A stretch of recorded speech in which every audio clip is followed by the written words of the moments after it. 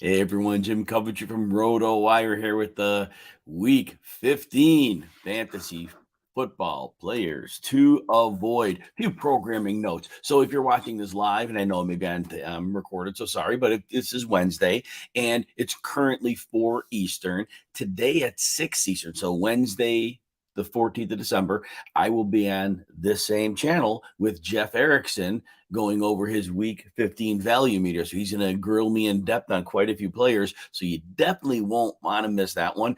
And for those of you with fantasy football playoffs coming up, normally I do my Sunday start sit live stream 2 hours before the main slate kicks off.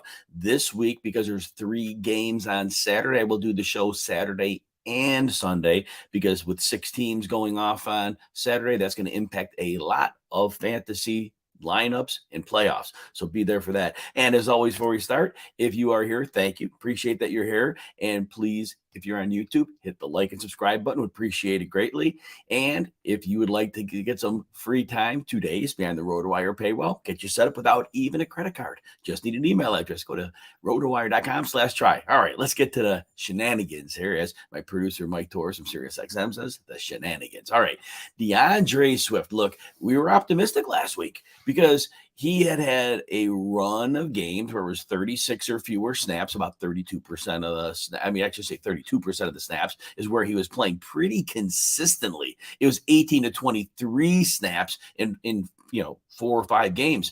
And all of a sudden in week 13, we were excited. He played 51% of the snaps. And so we were very excited about that. And he had a good game. And he had 21 PPR points. And so everybody, myself included, figured, okay, well, whatever was going on, they fixed it, and he played well. So what's not to like? Well, we got the right hook on Sunday in week 14. So not only was DeAndre Swift back in the timeshare, but it wasn't just with Jamal Williams. Justin Jackson poached 29% of the snaps. Now, if that is not a slap in the face of DeAndre Swift, I don't know what is. Now, we had him on a receiving prop in that game. Well, Justin Jackson was a fly in the ointment nobody saw coming. He ran 12 routes, I believe. Those are DeAndre Swift's routes. And Justin Jackson, I'm sorry, doesn't have a shred of the ability of DeAndre Swift. But whatever the coaching staff decides during the week, there's something they've got going with DeAndre Swift. So look, I get it. Super talented. It's on a lot of fantasy rosters. If you're in the fantasy playoffs, you've got decisions to make. But here's what I want you to know. So in his last 7 games as he returned from the injury, PPR points, 4 of his 7 games, between 6.9 and 8.2 PPR points. Flex level at best, right? Now he has 2 games with 12 and 14. We can live with that, right? And then we had that one game, the outlier, where he played half of the snaps, and he had 21 PPR points. But in the majority of his games, he's 7 or 8 PPR points. So that is the world we're living in. You are hoping he scores a touchdown.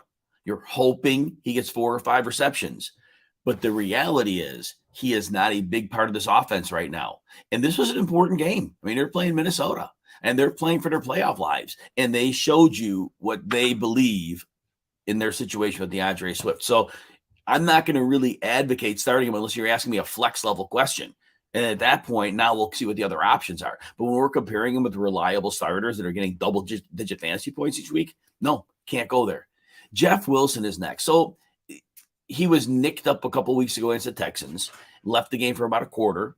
But the game was out of hand, and he was brought back in. So that tells me he was healthy. Now, he missed some snaps. I get it. And then last week, some kind of a hip thing, but he wasn't a big part of the plan. Mostert was getting the start. When Wilson came over there, he immediately had more snaps the first week. The second week, he pulled way ahead. He was averaging 6.5 yards a carry. Mostert is struggling to get to 3.5 carry. He doesn't have any explosiveness left. Nice player, but he is not the Raheem Mostert from that 1 year, a few years back, when he had that half a season where he went ballistic. That's not the same player. He's returning kicks. So Mostert in the last 2 games, playing over 65% of the snaps. That he's been healthy. One game he was sat. He was out one game. But here is his rushing. 18 for 67. Well, 4 yards a carry would be 72 yards. He hasn't hit that. He's got a catch for 7 yards. Now, Jeff Wilson, First 2 games in Miami, 16 PPR points, 22 PPR points. Then we had a 12. Okay, he scored that touchdown against Houston, a 0.3 and a 2.6. Now, again, he did leave, but he was not a part of that game plan earlier. Right now, whatever's going on there, I cannot reliably recommend Jeff Wilson to anyone unless it is a dart throw, flex, and pray, and hope the coaching staff uses him a bit more. But in that matchup against the Chargers, it would not have gotten better than that. And it was a game they certainly could have used their rushing attack, but apparently not in the cards. And then he got hurt. So we don't even know what the status it is, but he's back at practice apparently. But regardless, nothing there right now. Terrible. He was so great most of the season. James Cook, we talked about this last week. People asked me start sits with James Cook, and I told them to sit him. And it was the inconsistent usage. You're playing for your playoff life, and you're hoping the coaching staff uses him, but they haven't done it 2 games in a row. So what do we do with that? Now, in his last 2 games, he is at 40% of the snaps. He played over it, so that's useful. But his usage, it's the usage that's the problem. And, we'll just turn the usage into fantasy usefulness for you. His PPR points in the last 5 games, 2.5. Then he had a 16.5. Great. So then you start him, 3.8. And then the next week, 8.6. Okay, fine. And a lot of people last week want to start him, 2.2. So he has 3 of the last 5 games under 4 PPR points. The 16 was nice. The 8 was okay. The other 3, completely useless. Look, I like James Cook as much as anybody else, and I do think he does have potential to be a very good player in the league. He has some explosiveness. He can catch the ball. He has a little bit of ability as a change of pace runner. Definitely that's working out.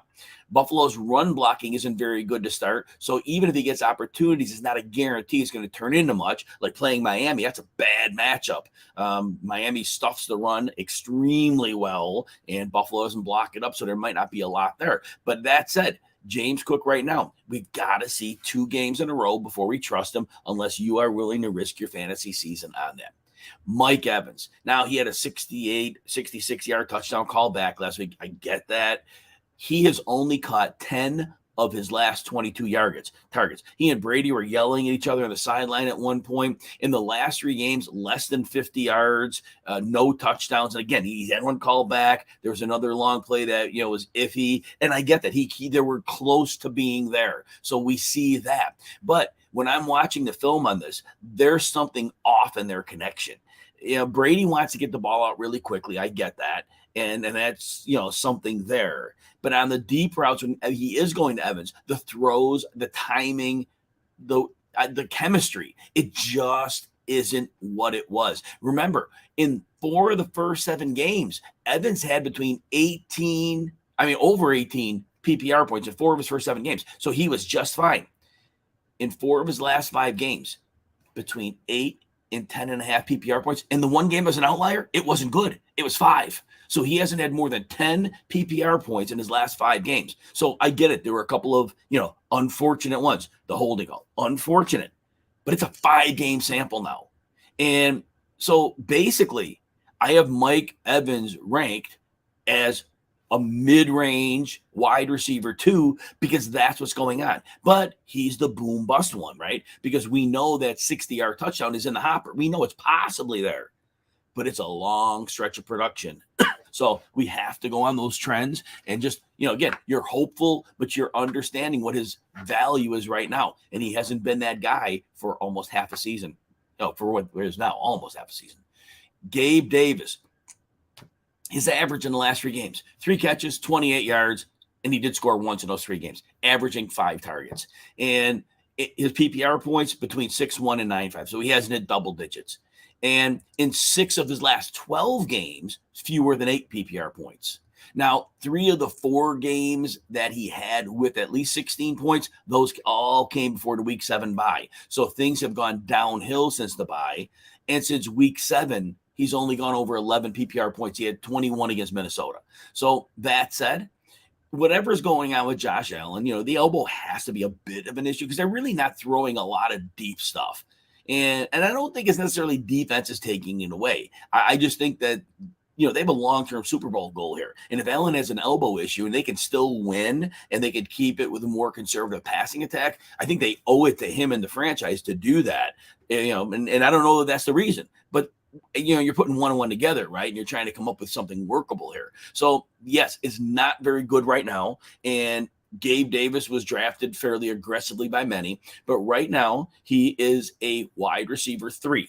And that's about the end of it. And he's even risky there because the PPR points are barely scratching where you need to be for that. So again, he's one of those players. He's probably closer to a flex than a wide receiver 3 right now, but he's in that right in that fringe bucket of those. And so when you're measuring your lineup decisions right now, it's hard to factor that upside because we really haven't seen it. We had one game again since week 7 where he's had 20 points, and that's not even a go off game. That's a good game, right? Mark Andrews. Now, last week, Tyler Huntley had a great chemistry with him last year. We talked about that last week. The average game between Huntley and Andrews was 8.5 catches, 100 yards, 0.6 touchdowns, and 11 targets. And last week, Huntley got knocked out of the game.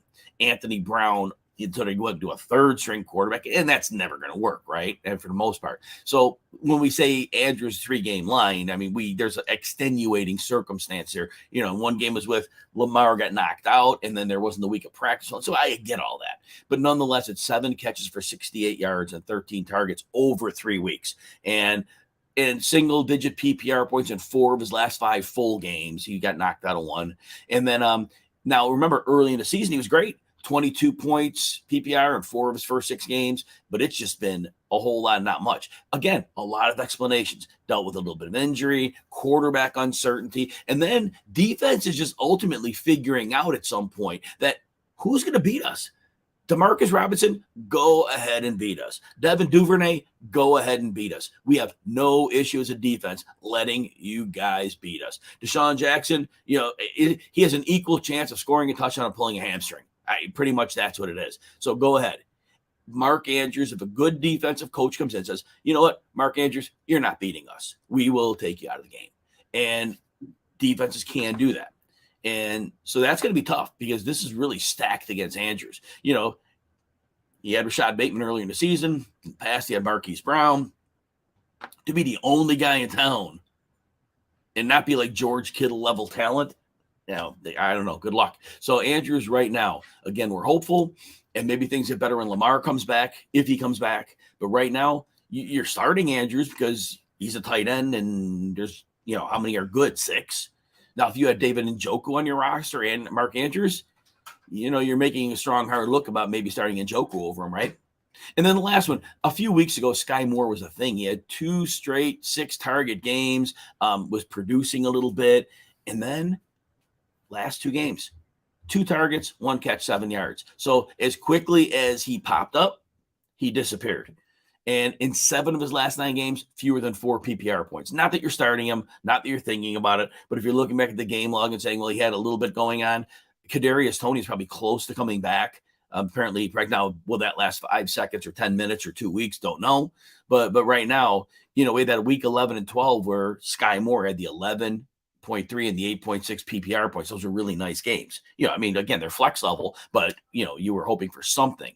Not till next year. And maybe Skyy Moore will become something, but just not right now. Well, no questions in the hopper. That's a stunner. Normally have a good number of questions here, but not today. All right. Thanks for hanging with me. Again, if you're watching on YouTube, please smash the like and subscribe buttons. Remember, if you're watching this live, it's Wednesday, December 14th at 6 Eastern. I will be on this channel with Jeff Erickson going over a lot of week 15 important information. And don't forget the start sit live stream on this channel Saturday, Sunday, each day, 2 hours before kickoff. I'll give you the why when I answer your questions, and I will help you make your best decision because you'll make the decision, not me, but I'll give you all the parameters. Jamie, thank you so much for being here. Thank you for that nice comment. Appreciate you greatly. All right, everybody. So if you're around in about an hour and 48 minutes, we'll see you then. Have a great day otherwise.